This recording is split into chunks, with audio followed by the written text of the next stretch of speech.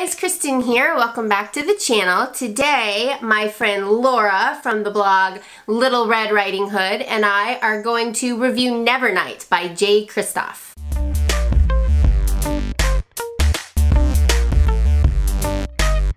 I will leave a link to Laura's blog in the description section below. Make sure you go check it out. For people who haven't read Nevernight, summarize the book in a non-spoilery way in one sentence. I would say that it's alternate reality, paranormal, assassin teenagers. I would say stabby teenage girl with dark past, experiences a lot of crap.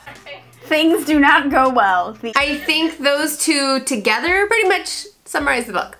Let's talk about the main character, Mia. What are your feelings about her? What do you think about her being Darkin and that being a whole, at least new to me, supernatural element? Okay, so I have mixed feelings about Mia. I felt like as a main character, I liked her, I was rooting for her, but I also kind of found her not really all that likable. She was a very complex character, especially for a young adult book. In my reading of her, she was very much an anti-hero.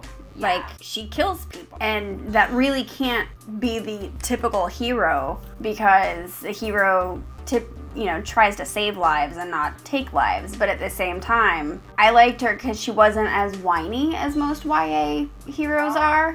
About her abilities. That was probably one of my favorite parts of the book, to be honest, is I really liked the whole Darkin thing. That's kind of new, and I know it takes pieces from other mythologies and other supernatural things that we've seen in other books, but as a whole, like the whole idea of a Darkin was pretty new to me. For sure, it was definitely new, and I liked that we didn't get the explanation all up at once. You know, it was kind of dropped piecemeal, so we didn't really understand what was going on with her abilities until like 3/4 through the book. Every couple of chapters you get like a little bit of backstory of Mia. Instead of just starting with a prologue that give you all the information up front, that was kind of a cool way to give us that piece by piece and kind of keep us wondering. Who is your favorite secondary character and why?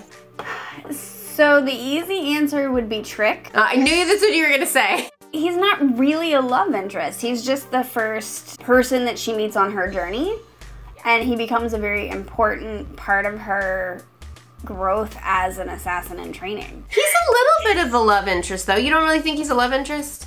Not in the stereotypical YA way, no. I think it was done differently, which I like. My favorite side character reading through the book was Ashlynn. She was kind of a little bit of that sarcastic comic relief without being over the top. It really seems like her and Mia were forging a pretty decent friendship there. What were your thoughts about the footnotes and notes in each chapter? For those of you that don't know, in the electronic arcs of this book, what's supposed to be footnotes are actually at the end of each chapter. So I really liked them, having them there.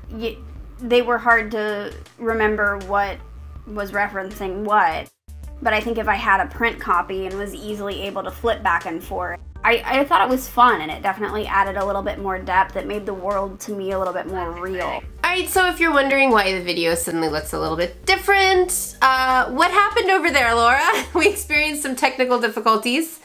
Well, if I had the window open, I could show you what's going on. There's, you know, a typical Florida thunderstorm where it's raining cats and dogs. We were, when we were... Oh my god! Did you hear that? Oh my gosh! Was that thunder?